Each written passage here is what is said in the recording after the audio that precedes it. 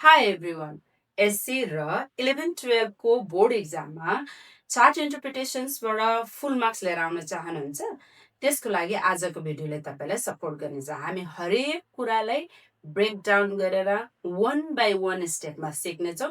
भिडियोको अन्त्यसम्म हेर्नु होला र एक्जाम सर्भाइभल टिप्स पनि पाउनुहुनेछ।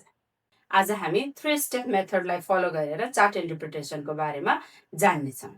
But before we go to the 3-step method, let's learn about the powerful verbs that we have to use in this chart interpretation. हामीहरूलाई थाहा भएको कुरा हो कि हरेक राइटिङको डिफ्रेन्ट टाइप्स अफ वर्बको क्याटेगोरी चाहिँ हामीले युज गर्नुपर्ने हुन्छ। अनि मात्रै त्यो राइटिङबाट हामीले चाहिँ फुल मार्क्स चाहिँ पाउन सक्छौँ। इन्ट्रोडक्सनमा युज हुने भर्ब्सहरू के हुन् त? Shows, denotes, depicts, illustrate, presents, represents, refer, gives information on, is about, etc. It means यी भर्बहरूमध्ये हामीले कुनै पनि भर्बलाई चाहिँ इन्ट्रोडक्सन पार्टमा चाहिँ चुज गर्न सक्छौँ। हामीले एउटा भर्ब लेखिसकेपछि त्यसलाई अर्को सेन्टेन्समा चाहिँ सकेसम्म रिपिट नगर्ने। Try to use more new and new words. अब पालो बडीको। बडीमा हामी बेसिकली 2 टाइप्स अफ भर्बलाई चाहिँ मेनली फोकस गरेर युज गर्छौँ।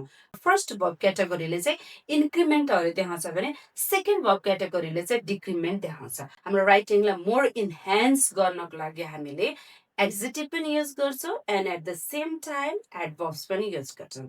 अब हेरौँ है त इन्क्रिमेन्टमा युज हुने भर्बहरू हेरौँ है त। Grow, go up, increase, rise, climb up, सोर, upsurge, heighten, expand, exceed, jump up, ascend, progress, high, gain, enlarge, develop, surpass, beat, outdo, and many more.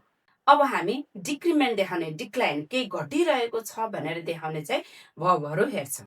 Decent, decrease, fall, go down, drop, reduce, plunge, plummet, shrink, diminish, lessen. कहिलेकाहीँ हामीले चाहिँ fluctuations भएको देखाउनुपर्छ। It means त्यहाँ change छ भनेर up and down short छ भनेर देखाउने चाहिँ केही भर्बहरू पनि हामी युज गर्नुपर्छ। For example fluctuate itself, change, vary, etcetera. कहिलेकाहीँ कुनै ट्रेन्ड चाहिँ एकै समान रहिरहन्छ त्यो बेलामा युज गर्ने भर्बहरू भनेको remain constant, remain steady, remain stable and remain unchanged. अब यहाँ भएका यी भर्बहरूलाई नै हामीले नाउनको रूपमा पनि युज गर्न सक्छौँ। An increase, a growth, a fall, a rise, an increment, a decrement, an improvement, or U-turn, an upward trend, a downward trend, etc. And there are certain type of the adverbs that are used to intensify the verb. Slightly, dramatically, drastically, suddenly, gradually, rapidly, slowly, significantly, steadily, etc. अब हामीले यो राइटिङमा अर्को use गर्नुपर्ने word भनेको adjective. Steady, gradual, slight, sharp, quick, abrupt, rapid, significant, dramatic, drastic, remarkable, etc. अब यसलाई हामी यसरी युज गर्न सक्छौँ। Or steady growth, grow rapidly. Or significant drop, decline dramatically. Or gradual rise, develop remarkably. The number of students who like English has increased rapidly. The popularity of science has decreased significantly compared to other subjects. अब पालो कन्क्लुजनमा use हुने वर्डहरूको। In conclusion, to conclude, to summarize, to sum up, to generalize, to infer, based on the chart, on the basis of the chart, reveal, prove, suggest, etc. वर्डहरू हामी use गर्न सक्छौँ। As promised earlier 3 step फर्मुलाको बारेमा जान्ने time. यसलाई हामी paragraph organisation पनि भन्छौँ। राइटिङ सेक्सनमा लेखेर मात्रै पुग्दैन, त्यो लेखेको कुरालाई तपाईँले कसरी प्रस्तुत गर्नुहुन्छ र त्यसलाई कसरी प्याराग्राफमा अर्गनाइज गरेर राख्नुहुन्छ यसले सबैभन्दा ठुलो इम्पोर्टेन्ट रोल चाहिँ प्ले गरेको हुन्छ। द्याट्स वाइ अब प्याराग्राफ अर्गनाइजेसन कसरी गर्ने अनि अघि सिकेका सबै भोकाबुलरिजहरूलाई कसरी युज गर्ने भन्ने कुरालाई हामी यहाँ हेर्छौँ। स्टेप 1 मा हामी इन्ट्रोडक्सन लेख्छौँ अनि यो इन्ट्रोडक्सनमा हामी चाहिँ 2टा मात्रै सेन्टेन्स लेख्छौँ र इन्ट्रोडक्सन पार्ट हाम्रो सकिन्छ। त्यो इन्ट्रोडक्सनको 2टा लाइन पनि हामी क्वेसन्स र हाम्रो फिगरबाट नै लिन्छौँ। यो देखाएको बारग्राफको टाइटल हेर्नुहोस् त के भनेको छ? number of students with different hobbies of XYZ school. And the vertical line ले के भनेको छ number of students, and the horizontal line name of sports. So अब हेर्नुस् त यहीबाट अब हामीले फर्स्ट इन्ट्रोडक्सनको दुईटा लाइन लेख्ने छौं. एक्जाम्पल हेरौँ है त.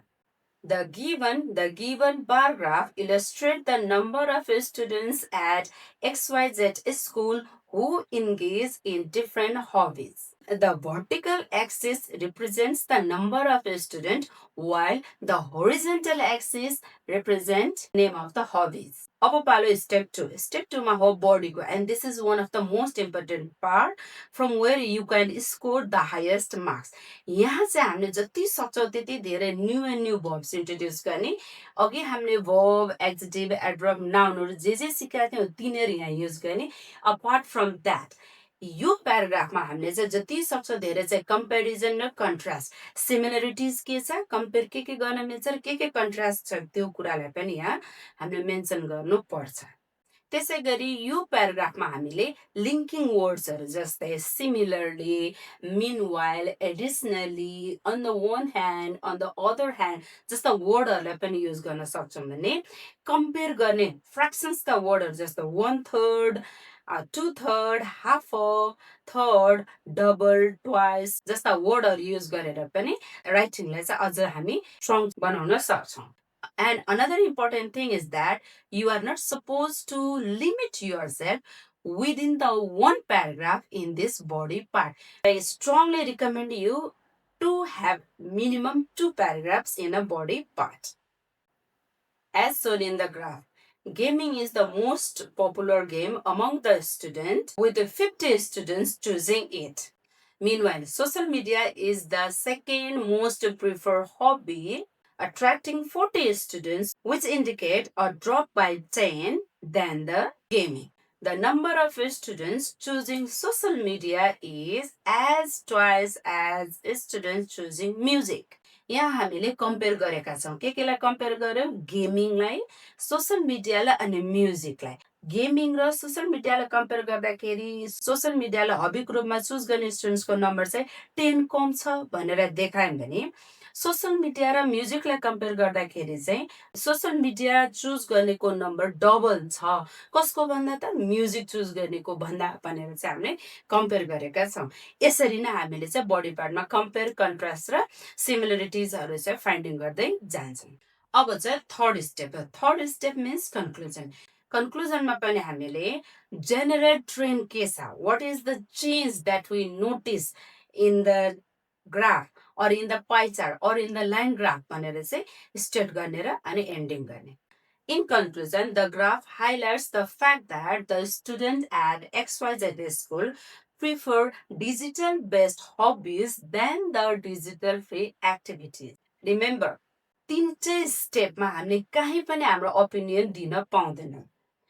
तपाईले त्यहाँ जे देख्नुहुन्छ त्यो मात्रै हामीले लेख्ने हो. अब कुन चाहिँ टेन्स युज गर्ने भने कन्फ्युजन्स होला. पास्ट डेटहरु छ, पास्ट टाइम इन्डिकेटर्सहरु छ भने चाहिँ हामी पास्ट टेन्स नै युज गर्छौं.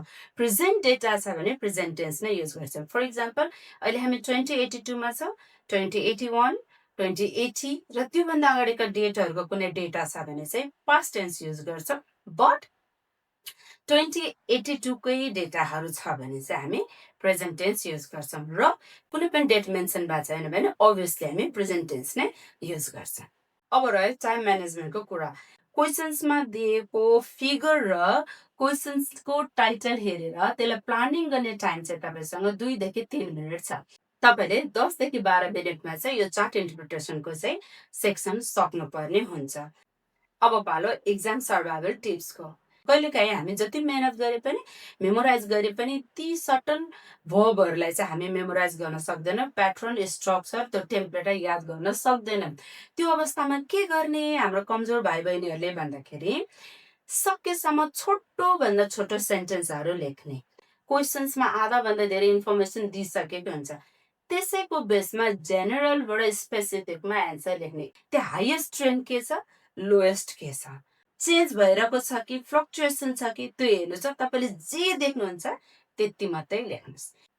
अब पालो स्याम्पल एन्सर फिगरको टाइटल हेर्नुहोस् त यसले के भन्छ implement choices of students after grade 12 in Nepal यसको भर्टिकल लाइनले नम्बर अफ स्टुडेन्ट्स देखाएको छ भने होरिजोन्टल लाइनले चाहिँ the type of the employment or engagement student love to have after grade 12 in Nepal foreign employment higher education government service business and agriculture These are the various options students pursue after 12. The aforementioned multiple bar graph illustrate the sector chosen by male and female students after completing their grade 12 examination. The vertical axis shows the number of the students while the horizontal axis displays the name of the sectors students love to engage themselves. According to the graph, the majority of the male students, 50 in number, prefer foreign employment, whereas the figure for the female number of students is slightly lower at 30. Meanwhile, higher education attracts the highest number of female students, 60 in number, showing a gradual rise compared to the male students. Government service sees a moderate interest, with 30 male and 20 female students, indicating a slight decline compared to foreign employment and higher studies. Moreover, business and entrepreneurship are chosen by fewer students, with only 20 male and 15 female. Interestingly, agriculture shows a different pattern. Female participation, that is 25, significantly exceeds that of male, that is 10. In conclusion, the graph reveals that while the foreign employment and higher education are the dominant choices, male students tend to prefer working abroad, whereas female students show greater interest in pursuing higher studies and in agriculture. यसरी चाहिँ हामीले chart इन्टरप्रिटेसनबाट चाहिँ फुल marks चाहिँ score गर्न सक्छौँ Thank you for watching and don't forget to subscribe my channel for more educational videos like this. And also share this video to your friends.